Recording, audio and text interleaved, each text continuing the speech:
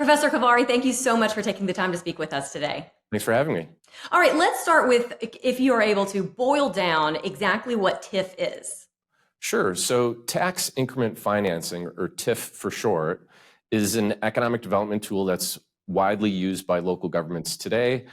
And the purpose is to help out struggling real estate developments. So basically what happens is local governments, taxing jurisdictions will kind of cooperatively agree to divert some of their future tax revenues to help a struggling redevelopment today. Now, the trick is to make sure that those future revenues cover the initial investments. And this is where the trick of TIF occurs and where the proper analytics are really important. It's a complex tool that's used by local governments, and it needs to be understood accordingly.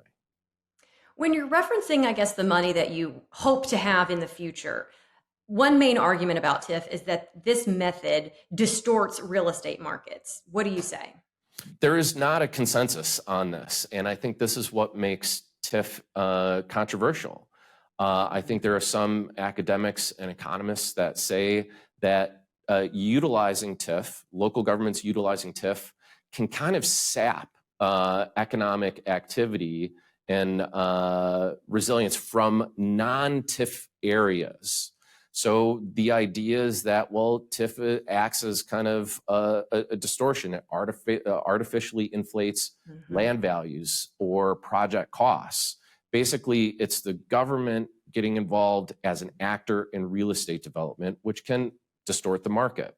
On the one side, there are critics, and there is real legitimate validity to those concerns.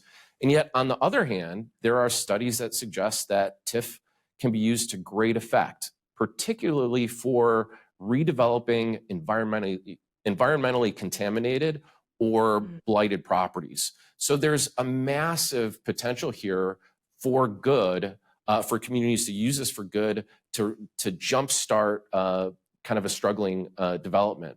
So it's not a black or white issue, but it is a tightrope walk.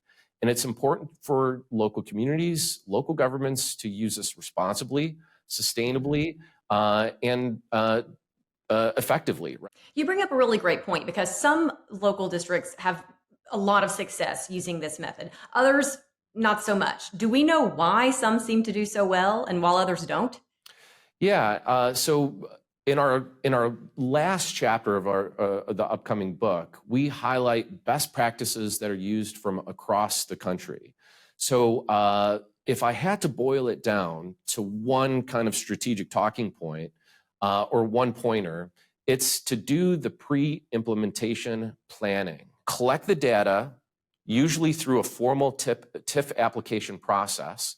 Collect the data about a proposed project, and then crunch the numbers, do the homework, and use the metrics that are used by the real estate industry as well as the financial world, right? Banks evaluate loans all the time using these core metrics. Local governments have been a little slow kind of catching up to that. But this is what our book does, is it highlights how local governments can use those tools to help them analyze and determine whether TIF is right for them.